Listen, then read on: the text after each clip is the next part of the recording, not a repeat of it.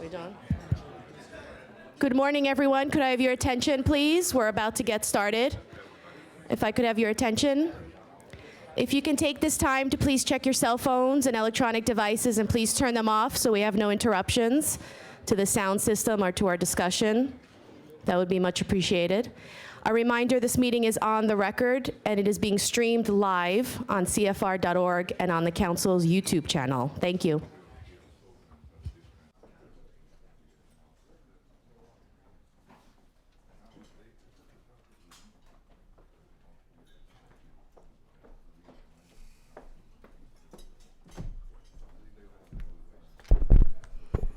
Good morning, everyone. I'm Joyce Chang, Global Head of Research at JP Morgan, and I am delighted to have the honor of presiding over today's Council on Foreign Relations meeting with Charles Plosser, President and Chief Executive Officer of the Federal Reserve Bank of Philadelphia. This meeting is part of the C. Peter McConlough series on international economics. I'd like to remind everyone to turn off their cell phones, their Blackberries, and anything that beeps, and the meeting is on the record today. Well, this month marks the one-year anniversary since the start of Fed Taper Talk, and I can think of no topic more timely than today's discussion, which will focus on communication and transparency in the conduct of systematic monetary policy. I'm honored to have the privilege to introduce today's speaker. Charles Plosser, in his current role as President and Chief Executive Officer of the Federal Reserve Bank of Philadelphia, participates on the Federal Reserve System's Federal Open Market Committee, which is responsible for conducting the nation's monetary policy. He also served on the subcommittee led by current Fed Chair Janet Yellen, which specifically focused on improving communications, a topic that has taken on heightened importance as the Fed reduces its asset purchase program. Dr. Plosser joined the Philadelphia Fed in 2006. During his term, he and his colleagues have faced the challenges of a global financial crisis followed by a severe recession. The Fed took unprecedented actions in both monetary policy and in its lending operations that helped mitigate the effects of the crisis and address deteriorating economic growth.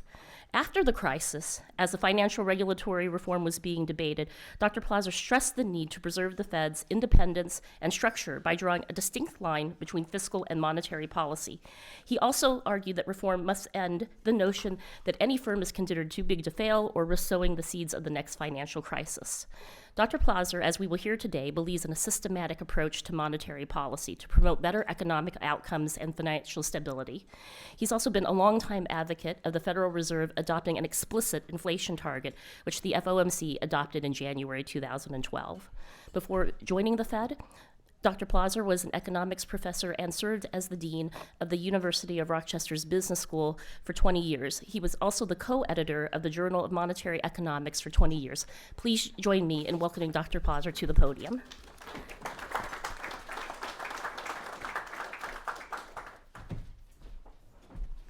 Thank you, Joyce, very much for that kind introduction. It's really a pleasure to be back here at the Council on Foreign Relations. It's been a few years since I was last here, and it's a very enjoyable event, and it leads to sort of really insightful and useful conversations. And I do know that in these sessions, the fun oftentimes and the value oftentimes arises during the discussion. So I'm going to try to keep my opening remarks a bit brief. But as they say, sometimes you can take the professor out of the classroom, but you can't take the classroom out of the professor, so sometimes I tend to ramble. But I'm going to try to keep it brief. But before I go any further, I do like to apply the usual disclaimer that these views are my own and not necessarily those of my colleagues on the FOMC at this point, and they are always deeply appreciative of that caveat that I always try to put out.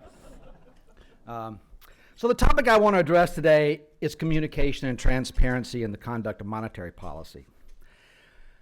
Many of you in this room, I suspect, can recall when it was taken for granted that a central bank was supposed to be secretive and mysterious. The guiding principle was simple. The less said about monetary policy, the better. Indeed, it wasn't until 1994 that the Federal Open Market Committee began to announce its policy changes at the end of its meetings. But times have changed. Transparency has replaced secrecy, and open communications has replaced mystery. The extent of this transformation is in many ways quite remarkable. Today, the issues of communication and transparency are front and center on the agenda of meetings and conferences on central bankings around the world. Now, a major reason for this focus on these issues is the recognition that the stance of monetary policy encompasses not just the current level of the short-term policy rate, but its expected future path as well. More broadly, economists have come to understand that expectations, including expectations about monetary policy, play an important role in determining economic outcomes, such as real economic growth and inflation. Of course, one element of communication that has received a great deal of attention of late is forward guidance. Forward guidance, of course, is central bankers speak for communication about the future course of monetary policy, and particularly about the course of the short-term policy rate. One reason for this increased attention on the future path of policy is that short-term rates have been constrained by the zero lower bound.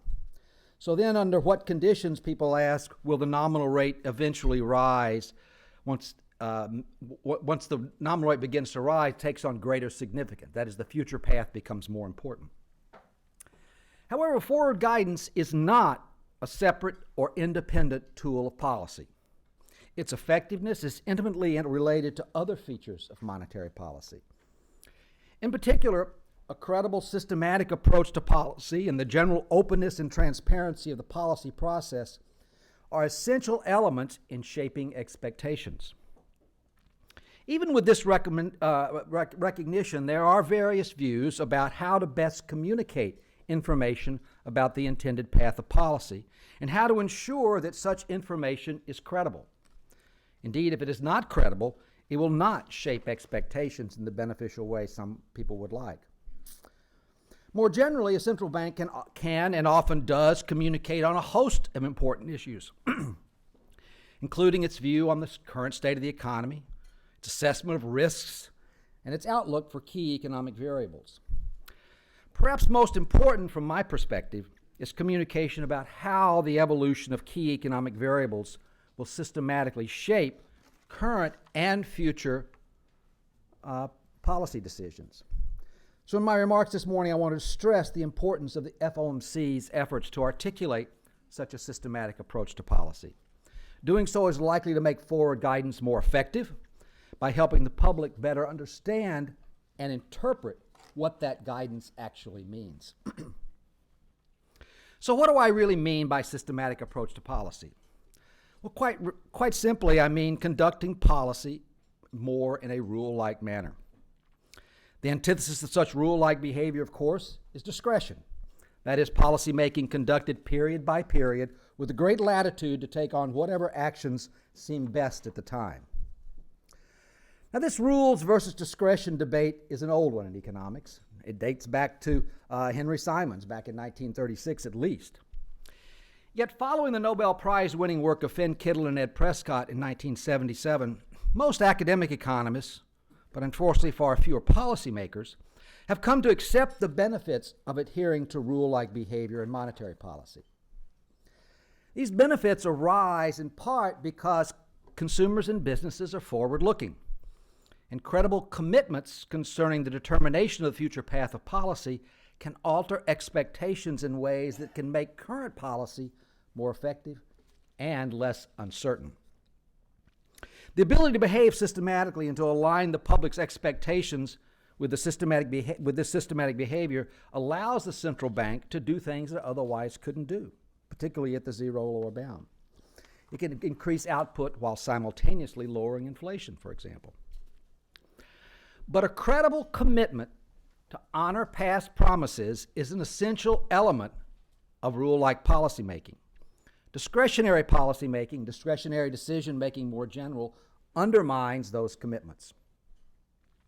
Now, the appropriate way to make policy more systematic or rule-like is to base policy decisions on the state of the economy. That is, policymakers should describe the reaction function that determines how current and future policy rates will be set depending on the state of the economy. Now, of course, policymakers are no more certain about the future economic conditions than anyone else is. And therefore, it cannot realistically commit to particular future values of the policy rate. Nonetheless, by describing a reaction function of some kind or rule that explains how the policy rate will be determined in the future as a function of economic conditions can be highly informative and beneficial. Of course, unfortunately, the science of monetary policy has not reached the point where we can specify a rule for setting policy and turn decision-making over to a computer. Judgment is clearly still required. Nevertheless, I place a great deal of importance on systematic behavior, both as a prescription for good policy and in terms of my own policy deliberations. Now, of course, there's been a great deal of policy done, research done on various types of rule. The most well-known, of course, is that done by John Taylor.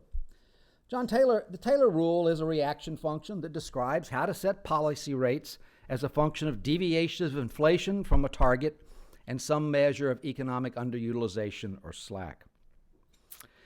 Now, the attractiveness of Taylor-like rules for monetary policy goes beyond their intuitive appeal or the fact that they seem to describe the actual behavior of monetary policy reasonably well. The reality is that Taylor-like rules yield very good results in a variety of theoretical settings. While this result is surprising to some, it's of enormous practical importance. Given our uncertainty about the true model of the economy, knowing that systematic policy in the form of a Taylor-like rule delivers good outcomes in a variety of models means that these simple, robust rules can provide useful guides for policy. Systematic policies that provide important information about the policymaker's reaction function, combined with other information such as the policymaker's economic forecasts of the economy and the variables that go into that reaction function, can sharpen forward guidance in a way that reduces policy uncertainty and enhances economic performance. Thus, well-designed communications are valuable, and behaving systematically has the added advantage of making those communications easier to the public, easier to explain to the public, and easier for the public to understand. Well, what else should the central bank convey? For example, should it publish forecasts of variables in its policy reaction function? And should these forecasts be based on the likely path that the policy rate will follow, what some people call the conditional forecast, or some other set of assumptions? Now, many central banks publish forecasts in what they often call detailed inflation or monetary policy reports. But there's still debate about the nature of the forecasts and the assumptions that underlie them. For example, who owns the forecast? In some central banks, the forecast is that of the policy committee itself, and thus represents a type of consensus forecast, if you will. In other cases, the forecast is that of the central bank staff. Individual policymakers who may or may not fully buy into the staff forecast are then free to express their own independent views about the outlook. That's also fairly common. A critical piece of any forecast emanating from the central bank is the nature of the future path of policy. So should a central bank's published forecast be based on its own assessment of what the policy rate is likely to be, perhaps based on its reaction function if it has one, what we call an unconditional forecast? Or should the forecast be based on an interest rate path that is more arbitrary, such as a constant interest rate path Or perhaps an interest rates path is determined based on market expectations inferred from some set of forward rates. Others question whether the central bank should reveal the forecasted interest rate path at all. Perhaps the greatest fear that from policymakers that prevents most central banks from publishing their best guess of the future path of rates is that the public will assume these projections will be taken as a commitment to that path rather than a projection. In my view, such fears could be mitigated if the policymakers would articulate the way they plan to systematically, or way they expect to systematically adjust policy in response to economic conditions. Now, while I've suggested potential problems that central banks as they publish an assessment of the likely near-term path of policy in conjunction with a forecast, there's also a major benefit, namely the added discipline that it places on the policy process itself. As I alluded to in my opening introduction, monetary policy does not just affect the economy through its setting of the current interest rate, but also through the expected path of the policy rate. Providing information about how that path is likely to evolve forces policymakers to think more deeply and systematically about how they are conducting policy. Communication about that path, in turn, gives the public a much deeper understanding of the analytical approach that guides monetary policy. Again, my view is that policy transparency and forward guidance could be enhanced if the central bank was more explicit in articulating its approach to policymaking. So I'm fully aware that great care needs to be taken in providing more specific forms of forward guidance so that we would avoid the false sense of certainty that it may convey and a mistaken sense of commitment. Yet I believe that systematic policymaking can enhance economic performance, and therefore I favor clearer communications concerning it and the articulation of policy. In a stylized world, if there's a single monetary policymaker who has considerable confidence in the model of the economy, effective communication would include a forecast derived from this model. This forecast would incorporate a policy path that yields the best outcomes based on what that single policymaker's views. However, we don't live in such a simple world. Monetary policy making is often conducted by committee, and divergent views can and often do exist. While this can be clumsy at times, such governance mechanisms have great strength in preventing institutions from lapsing into groupthink, and by ensuring that various views are heard in an environment that promotes better decisions and outcomes and helps preserve the central bank's independence and its accountability. Thus, it may be difficult for the FOMC to achieve a consensus forecast or agreed upon policy path. But there are other things we can do. One way is to enhance the communication would be to indicate the likely behavior of interest rates based on some different Taylor-like rules that have been consistent with monetary policy in the past. Doing so would require an agreement on a particular model to use for that exercise to make valuable comparisons. For the Fed, the board staff's economic model that we often call FERBUS seems like a reasonable place to start. The FOMC could then articulate whether and why it anticipates policy to be somewhat more restrained or more accommodative relative to the projections in that model or the paths of policy that are explored. A more comprehensive monetary policy report, in some countries it's called an inflation report, might accompany such a forecast and would include various views about the baselines and about how different policymakers may have different perspectives. I actually think that performing this exercise would indicate the inherent uncertainty that policymakers face, because we face lots of uncertainty.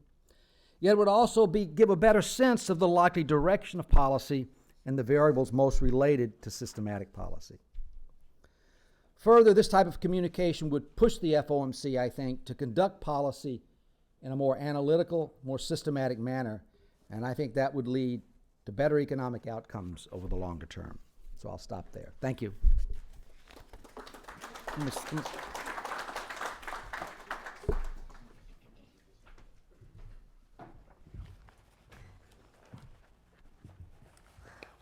Thank you so much, Dr. Plauser. I'd like to go to yesterday's testimony by Janet Yellen, her first testimony before the Congress. And she very successfully dodged any attempt to attach more specific guidance on the timing of the first Fed hike, even when goaded by the committee chair, who seemed to repeatedly go after her with a range of dates as to when to expect the first hike, in clear contrast to her 6 months comment at the March press conference. And she spoke very much in broad generality. So to look back at the key lessons learned that were drawn from the experiences surrounding last May to August's tapering discussions, what would you articulate as the key lessons learned on the subsequent policy announcements, as well as the actual start of the Fed tapering process?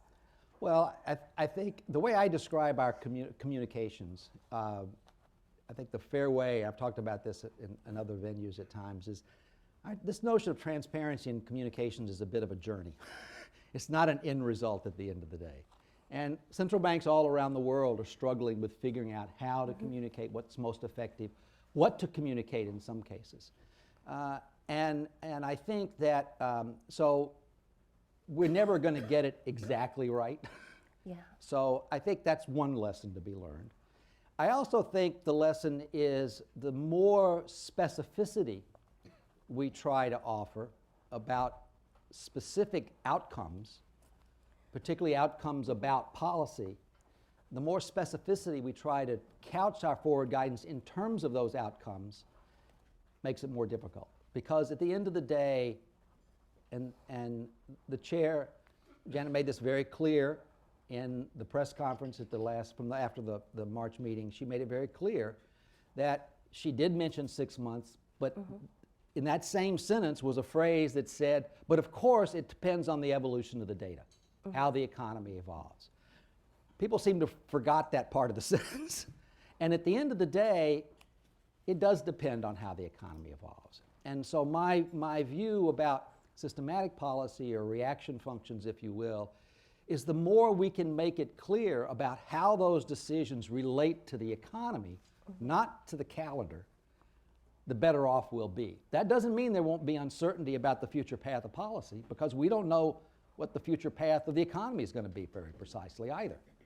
That means policy rates in the future will be uncertain. But they'll be uncertain mostly about uncertainty about the economy, not uncertainty about how the policy decision would be made. And so that's one of the reasons I'd like to see us move to being a bit more explicit and willing to say how we are going to react to the economy, in what ways. And we can do that in a fairly qualitative manner. I don't think we have to make it mechanistic at this point. But the more we can convey that sense, I think the better off both monetary policy will be and the better off the economy would be. Well, let's go to the economy now. So the 6.5% unemployment threshold looks increasingly irrelevant, but we've really had a mix of data, a difficult first quarter, and in practically every part of the world, inflation that's well below target in most of the world. So how are you looking at where we are in the recovery, the potential growth rate for the U.S. economy post-financial crisis? What explains the inflation trends that we've been seeing? That's been the dog that hasn't barked so far. Yeah. So as far as the economy is concerned, I actually am reasonably optimistic about the economy. I've said since the beginning of this crisis, I've never been one of those that forecasted the kind of V-shaped recovery where you get 4.5% or 5% growth coming out. I've always believed that this was going to be a difficult recovery for a variety of reasons. But having said that, I think if I look at the economy during the first quarter, as the recent data have come in, I'm more and more convinced that a lot of the weakness that we saw in the first quarter was in fact weather related. The numbers that have come in over the last few weeks and month seem to be indicating a pretty good bounce back in both manufacturing outcomes. Consumer has done pretty well. So I think that, so I'm actually encouraged by the recent data, and that the first quarter, while it was not very pretty, It was maybe white and cold, but it was not very pretty from an economic standpoint. I'm encouraged that things are looking a lot better. And so I still believe that for the rest of this year, we're going to see something like a 3% growth for the rest of the year. Now, the overall year will be lower because of the first quarter, but I still think we're on track for about a 3% growth. In terms of inflation, inflation has been a bit of a puzzle for many people. I think that there are things we don't fully understand about the dynamics of inflation, particularly in the short run. So I think there's a lot of evidence that some of the inflationary weakness, if you will, or below target outcomes in the United States have been contributions of some temporary factors and one-time events have contributed to that.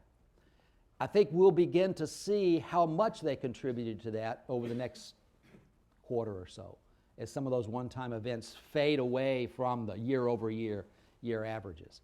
So I'm still expecting inflation to drift back up towards target, but perhaps slowly. Why inflation is lower in other countries is, may be unique to those countries as well. So I don't want to really get into that, but you're right. But your observation is correct. Certainly, the most obvious one is Europe, and of course, Japan's a different story altogether. But so I'm still reasonably confident that inflation is going to drift back up towards our target. I think a tougher question for the FOMC will be if it doesn't. Then we're going to have to ask the question, well, what can we do about that? What should we do about it? What can we do about it in the short run? My own view is that monetary policy for the last 5 years, we've generated in excess of $2.5 trillion of excess reserves sitting in the banking system. A lot of that's just sitting there, and it's not inflationary as long as it's sitting in the banking system.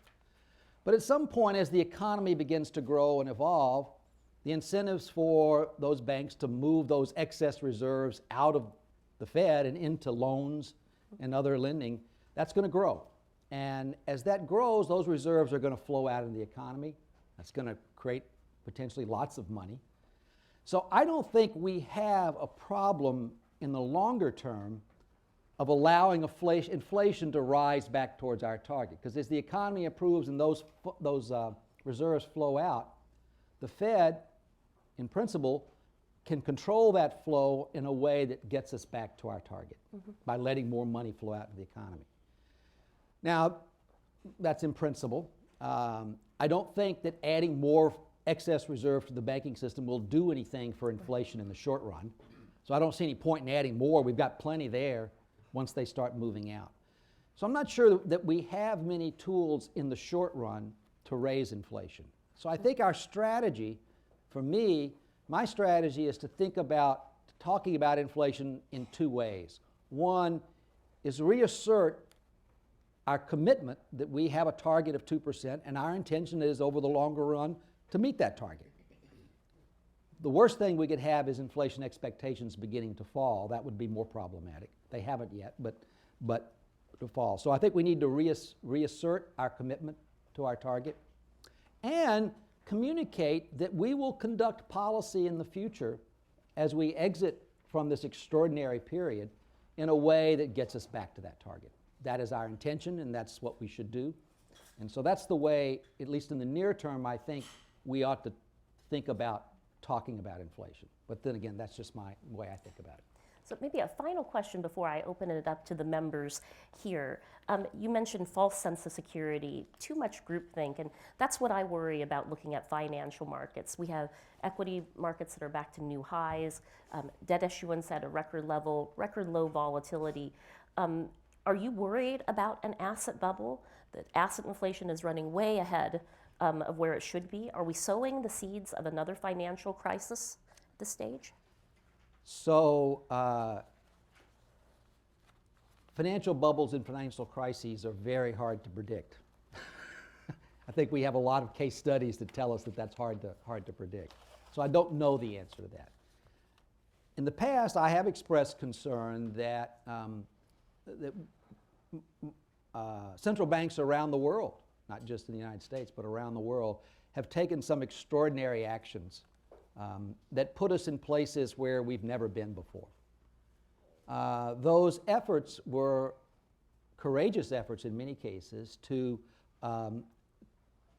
counteract a financial crisis in one case, and in the latter cases to sort of stimulate the economies by driving rates down and then long-term rates down and so forth. I do think we need to be careful in thinking about monetary policy as the solution to so many of our ills, and that we need to be aware that these extraordinary actions may have unintended consequences that we have yet to be able to understand. And we don't really know how this will manifest itself. Maybe everything will go smoothly. I'm hopeful that it will. But I would also suggest that financial markets are not always patient. Policymakers, no matter where they are, like to think everything can be all adjustments can be smooth and gradual, and everybody, can adjust to them. It's not often the case. So I am concerned that that there's some unintended consequences. If you believe that monetary policymakers have suppressed risk premium or term premium of various kinds, and we've driven rates well below where markets would like them to be, and at some point when we remove that accommodation and move that distortion, if you will, and those rates have to adjust back to more normal or market-based fundamentals, how will that happen? Will it happen quickly? Will it happen abruptly? Will it be painful? Or will it be gradual and smooth? There are a lot of questions like that we don't know the answer to. And I think that the interpretation for me is that behooves us to be not worried just about risk to the economy of external forces, whether that be Congress or whether that be Japan or geopolitical forces or China, that we need to be worried about risks that actually we place into the economy through our extreme policies. And that should be part of our risk assessment of the economy as well. So very, very good discussion here. So let me now open and invite members to join our conversation with their questions. A few ground rules. Please wait for the microphone. Speak directly into the microphone. And then please stand and then state your name and affiliation. And do remember that all questions are on the record today. So I'd like to invite members, any members who have questions. Yes, Amita. Amitabh Arora, Citigroup. I'm just curious, the virtue of the Taylor rule is there's two variables and you can have a linear relationship. With a broader set of variables, for example, there's a big debate about what the true output gap is. How might you want to operationalize this more rule-based, what you're suggesting? In some sense, the FOMC is trying to do that. How might you want to go a step further? So let me take a step back to our statement in March, because for the last year we've had these thresholds, we've called them, the 6.5% and the 2.5% inflation forecast threshold. Those were useful guideposts, but they're not a reaction function. They're just described points. So it doesn't really tell you much about how we'll react at different places between those numbers, for example. So I don't think that was as helpful as it might have been. So I notice I said Taylor-like rules. There are lots of rules out there, and there's been lots of work that have explored what I call and others have called robust rules. Rules that work well in a variety of models. And they're all not exactly the same. The coefficients can be different and the variables can be somewhat different. But there's a lot we have begun to understand about what makes those robust rules. I am not naive enough to believe that we can sit down at an FOMC meeting and 19 people around the table are going to agree on a particular rule, mechanical rule. I think that's would be a very ambitious and not likely very successful task. But the Fed already looks at rules. We look at a variety of rules that we talk about, that we explore, we kind of monitor on the side. And so it seems to me that the first step we could take is do two things. One, do what we did in the in the statement in March when was it January? I forget. They all run together after a while.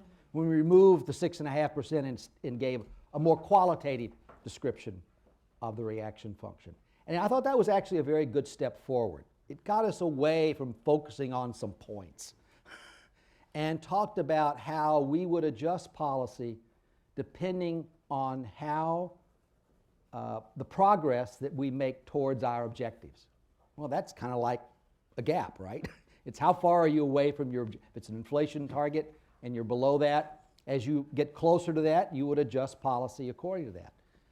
And so we talked about that in words in that statement, and I thought that was actually a good step forward. I would have liked us to have been a little more explicit about that, but it was a movement towards talking about what are we going to be reacting to. So I think that was a good step forward. The next step, it seems to me, would be I'd like us to see us have an inflation report. I'd like to see a forecast in there, even if it's not a consensus forecast. And I'd like us to be able to talk about what different rule specifications imply for the path of interest rates. Not that we will follow those precisely, but you are giving guidelines or ranges, if you will, or guidance about the kind of things the committee is looking at. I think we could do that without committing to anything, and that would convey a couple of things to me. It would convey information about how we think about the future path of policy. Perhaps most importantly, it would begin to communicate about the uncertainty that really exists out there in the world and what different rules would imply for different forecasts or different outcomes. So I think there are things we can do to be more open about this and more transparent without necessarily reaching a point where we sit down and write down a linear formula that we all sign up on. So I think that's why I say communication transparency is a bit of a journey. You start small, you increment, you add stuff, you understand how to communicate things, and you're going to make some mistakes along the way, but you're not going to get very far unless you begin to try and do some things differently. And I would like us to try to experiment a little more, and be a little more open, and be a little more explicit. And again, back to this, trying to convey something about the true uncertainty that we really face, because it is large. And I think markets, and even the Fed at times, gets too fixated on point forecast. We put out the SEP, the Summary of Economic Projections, and it moves 0.2 of a basis point, and all of a sudden people get worried that we've marked down our forecast. It's hard to get excited about 0.2 of a basis point on anything, or 0.2% on growth. So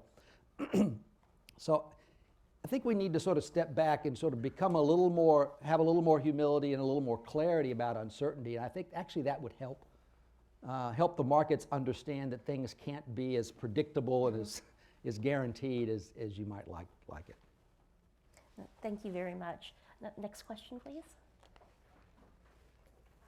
Allison Schrager, I might not be understanding forward guidance totally, but the way I understand You're probably not alone. it feels to me a lot like discretion now, rules later, or discretion on what rules we follow later. And how does that get around dynamic inconsistency? Well, discretion doesn't get around dynamic inconsistency. That's part of the problem. So, I've said in other speeches, I think my problem with the forward guidance as we've tried to implement it, I understand what we're trying to do, but you can't simultaneously be discretionary and make commitments to forward guidance. They're anathema to each other. So if you want forward guidance to work, as I said in my remarks, you've got to commit to following through on the promise that you made, right? And if you constantly say, well, it depends, or I could change my mind, or it's really not cast in stone, then forward guidance of that form will not be very effective. Because for it to work, it's essential that people believe that you're going to do what you say you're going to do, and you're committed to it, and nothing will change that. And to the extent that you equivocate on that, then the effectiveness of giving that type of forward guidance, the beneficial effects of that now are weakened. So that's the reason why I kind of rather than offering forward guidance as if it was some independent tool that you can manipulate people's expectations and do that sort of when you want to and not do it when you don't want to, I think that's a fool's errand, so to speak. And that's kind of why I believe I like to think about forward guidance more is sort of what is our reaction function? How do we anticipate setting policy if the economy does X, for example? That's a form of forward guidance that doesn't commit you to a particular policy path, but it does explain something about how you're going to react as the economy evolves. I think that may be the best we can do in terms of forward guidance, and that ties into a broader way of conducting policy where you're more transparent about that reaction function. You talk about it, you explain it, you describe your policy decision in terms of what happened to these key economic variables and why you made a policy decision, or why you think the future path of policy may have changed because your forecast of those variables is changing. And I think that is likely to be a better way to talk about policy making and perhaps be more successful in conveying something useful to the public than these sort of one-off promises that we may or may not be able to keep anyway. But it is a debate. I guess another way to describe it, this is still a debate about rules versus discretion. A lot of people like to call it hawks and doves, but in part it's really about rules versus discretion. And I think that's a very important debate, and how you think about that, governs how you think about your communications, seems to me. Yes, Alan? Thank you. Alan Hyman, Columbia Presbyterian. You spoke about the weather. And yesterday, Janet Yellen invoked unanticipated, unusually severe winter as one reason for the first quarter output below her expectations. An act of God, if you will. Global warming is inevitable. It's certain, but it's variable and in intensity and in location. So I'm asking, how should climate change influence the Fed's forecasts or the parameters of the Fed's forecasts? And are there climatologists on the board staff? I don't know of any climatologists on the board staff, unless there are some with a hobby of climatology. So I don't know about that. Well, I think the way I think about it is you talk about uncertainty and long-run effects. There are lots of things in the very long run that we can't control. Maybe we can in this case if we're doing certain things, but they're going to be. It's hard to predict. And as you mentioned, they're going to show up in different ways and different things if it is important. I think the only way our economic models in general, at least our forecasting models where we're forecasting a year or 2 years out, the only way in which those will be impacted by this is that if the broader economic data evolve in ways that force the parameters of those models to change in some way. And since these models are always re-estimated using more data, it's going to be kind of a Bayesian or a data-based activity that will lead to changes in the model if that's required, because the data will tell us it's required. It's hard, yes. Professor Fields. Hi, Marty Feldstein, Harvard University.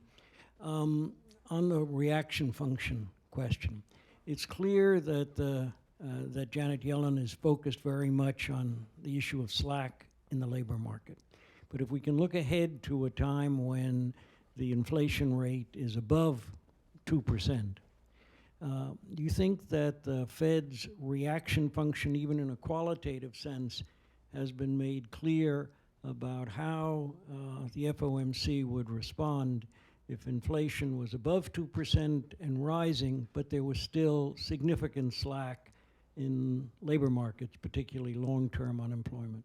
So no, I don't think we've been clear about that at all, which is why I think we need to add some more clarity about that. You know, and I don't want to get too focused on the Taylor rule, because actually the rules I tend to sort of think about are ones that are a little more robust than that.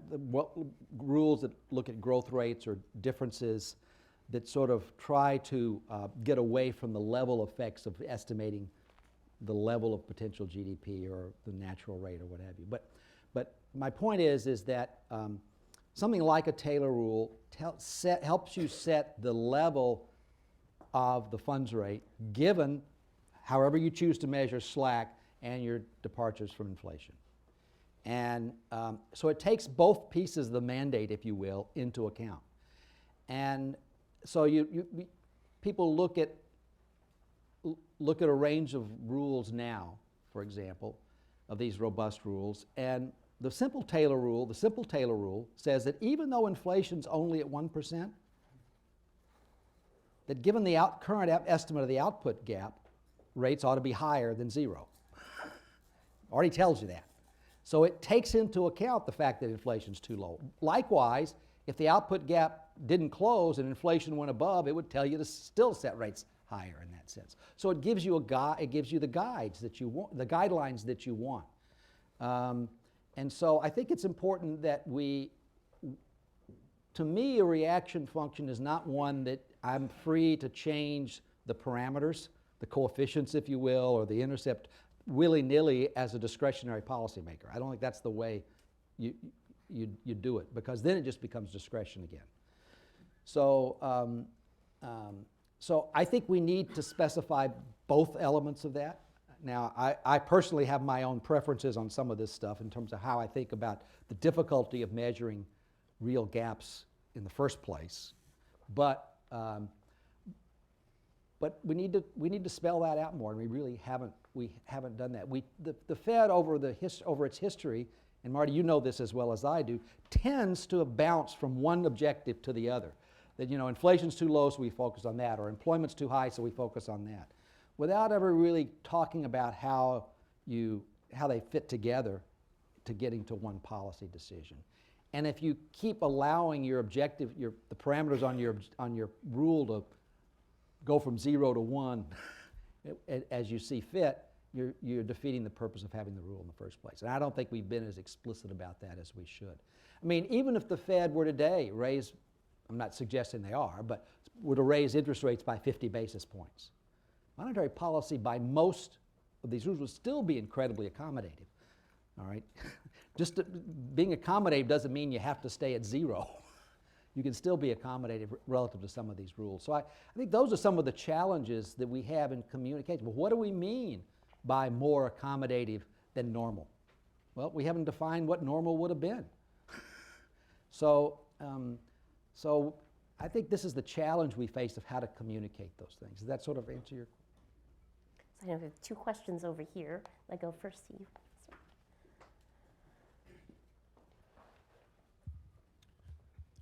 Mickey Levy, Blenheim Capital Management.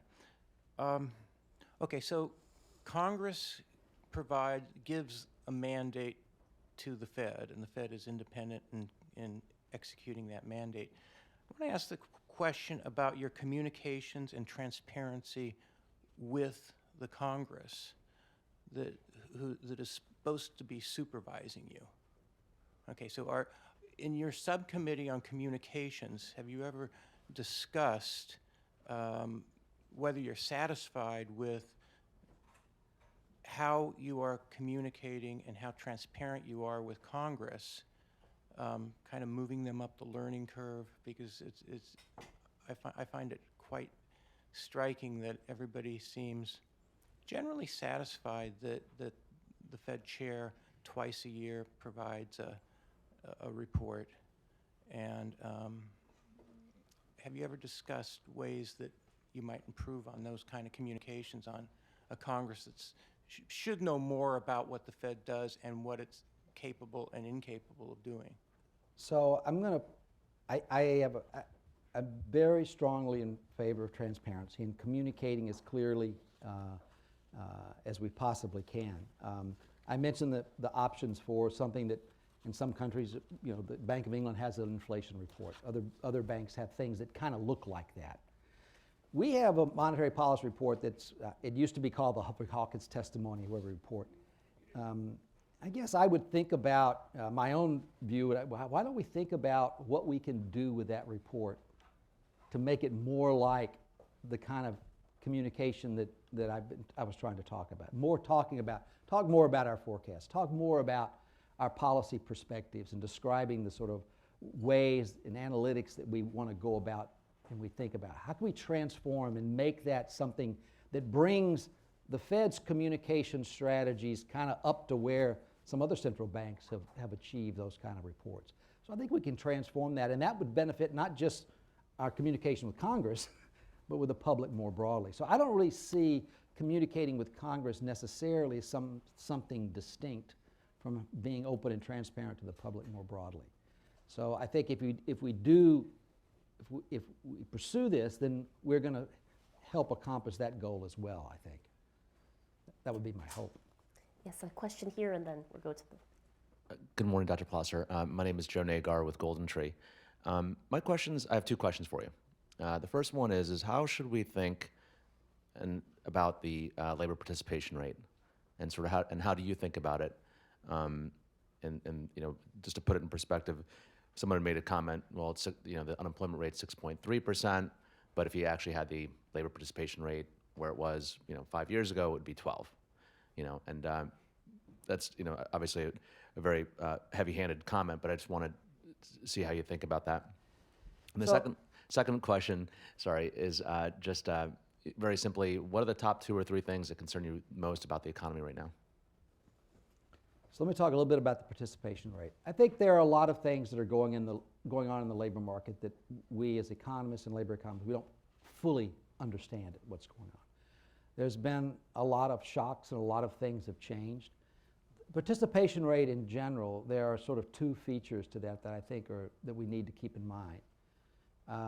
The first is that labor force participation rates have been declining since about 2000.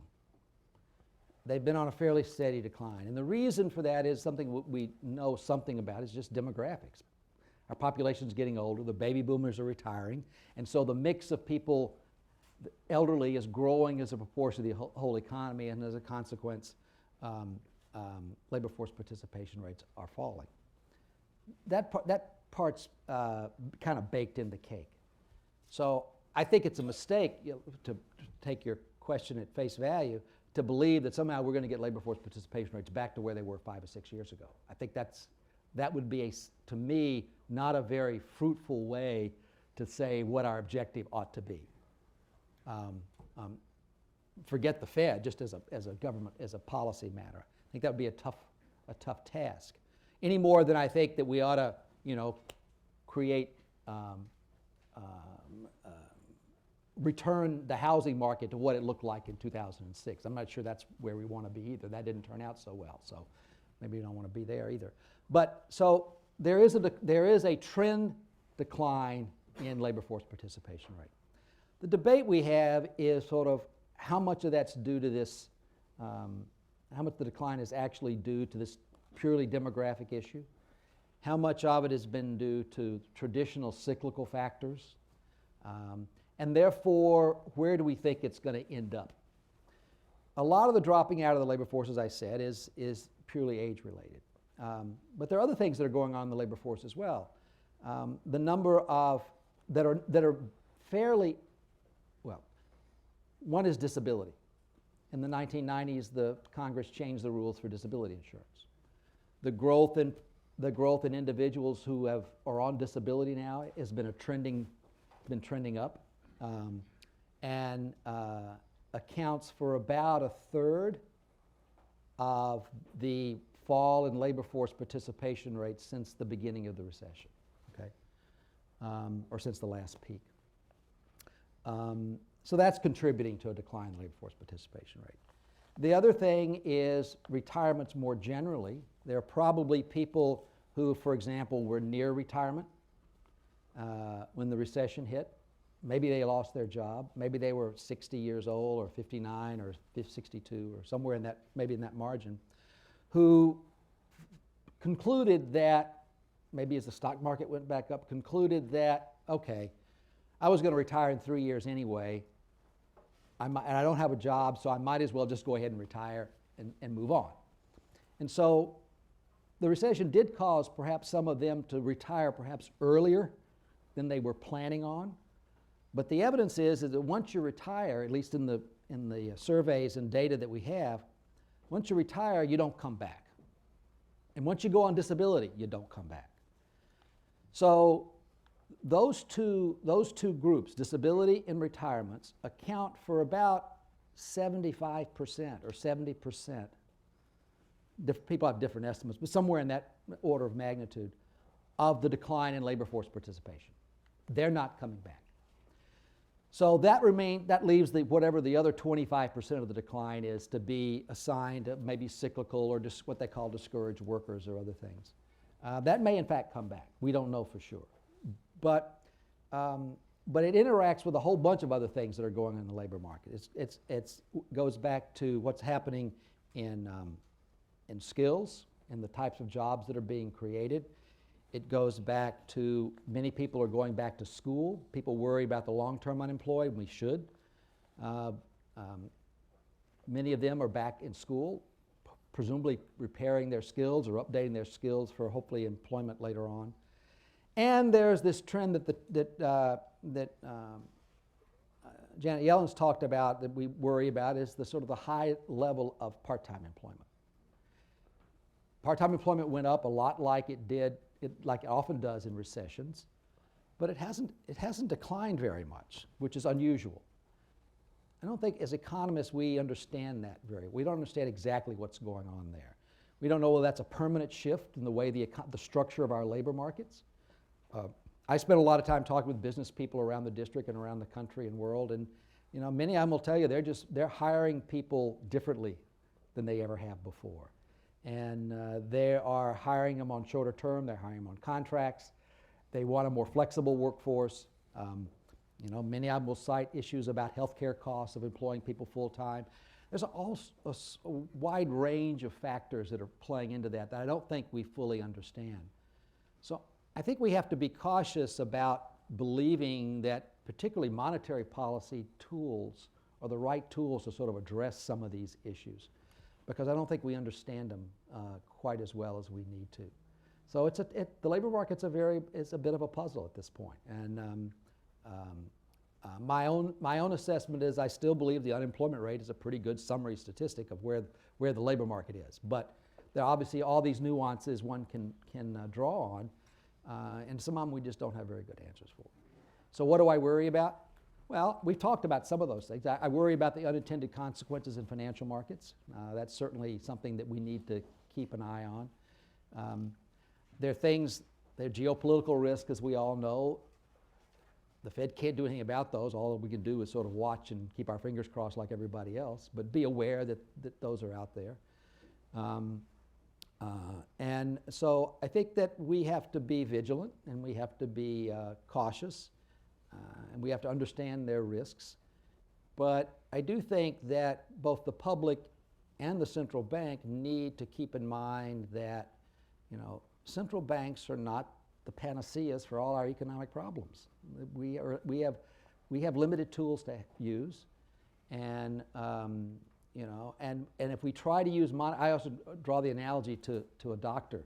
If you go in and if you believe monetary policy is something like a medicine that helps you restore life and health to your patient, if you don't diagnose the disease right and you give the patient the wrong medicine, you can actually do harm. And so we have to be careful about the limits of what we can and can't do. And I draw the same analogy with fiscal policy. Some people make the argument, well, fiscal policy is not doing what it should, so the Fed has to offset that somehow. Fiscal policy and monetary policy are not the same thing. They don't work the same way necessarily, and how you use those tools are important. So I think a little more realism and a little less hubris on the part of both central banks around the world and what the public expects of them is actually called for. I'm very fond of. I was a student of Milton Friedman's, of course, in Chicago, and I'm very fond of his, I won't get the quote quite right, but it's from his 1969 presidential address to the American Economic Association.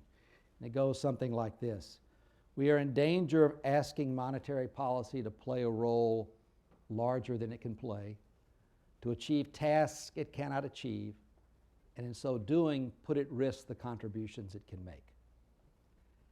I think that's a very wise lesson for policymakers and the public to have.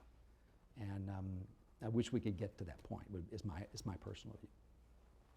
Well, I think that there's time for just one final question over here in the back. You've had your hand up for a while, and then we're at time, but a lot of food for thought in this discussion today. Thank you. Neely Gilbert from Matarin Capital Management.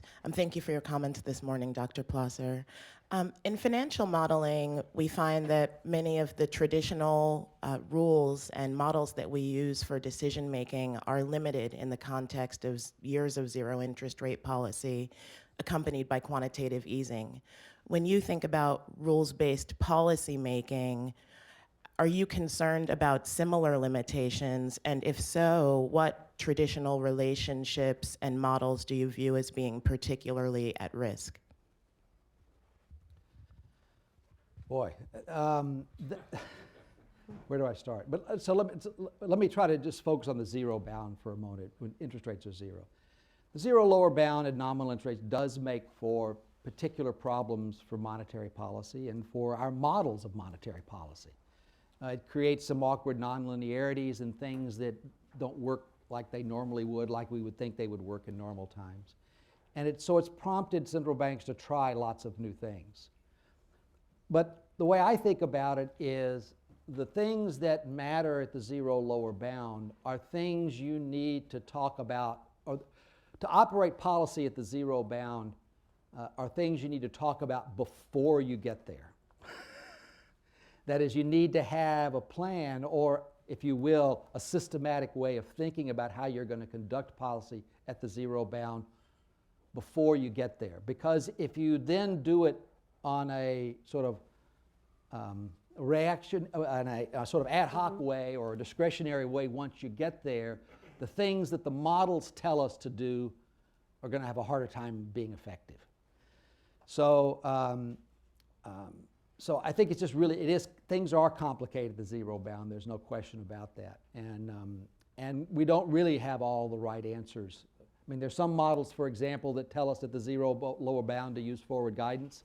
And some of those same models say, don't bother with quantitative easing because it won't work, right? And so we have different ways of thinking about how to operate the zero bound. So it is a problem. So it's probably best to think about going forward about how would you, if this ever happened to us again, how would you conduct policy?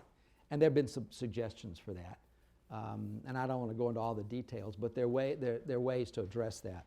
But it's a hard problem, and it's not easily fixed. It's not easily fixed. Well, thank you so much to all of the members here, to Dr. Plosser for his comments. So a lot to look at as we read through the future communiques and the guidance coming out. Thank you. Thank you so much. It was such a pleasure. Thank you. Take your microphones.